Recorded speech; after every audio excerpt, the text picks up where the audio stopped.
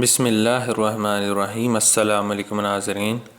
حضرت انس بن مالک رضی اللہ تعالیٰ عنہ کا بیان ہے کہ رسول کریم صلی اللہ علیہ وآلہ وسلم مجلس میں تشریف فرما تھے کہ یکا یک ہنسنے لگے، اور ایسے ہنسے کہ آپ صلی اللہ علیہ وآلہ وسلم کے سامنے کے دندان مبارک صاف نظر آنے لگے۔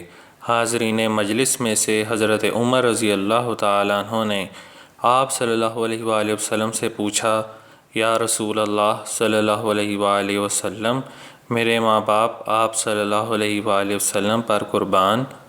آپ صلی اللہ علیہ وآلہ وسلم کو ہنسی کیوں آئی؟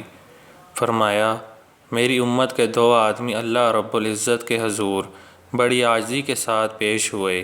ان میں سے ایک نے کہا، اے میرے رب، اس شخص سے میرا حق دلوائیے۔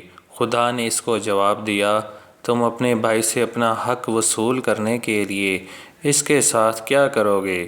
اس کے نامہ اعمال میں تو کوئی نیکی بھی باقی نہیں رہی ہے۔ وہ شخص کہے گا، پروردگار، اگر اس کے پاس نیکیاں نہیں رہی ہیں تو پھر یہ میرے گناہوں کا کچھ بوجھ برداشت کرے۔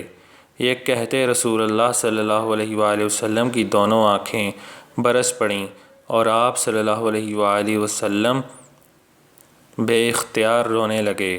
پھر آپ صلی اللہ علیہ وآلہ وسلم نے فرمایا، بے شک وہ بڑا سخت دن ہوگا، لوگوں کی یہ خواہش ہوگی کہ ان کے اوپر سے گناہوں کا بوجھ کسی طرح ہٹا لیا جائے۔ شکریہ۔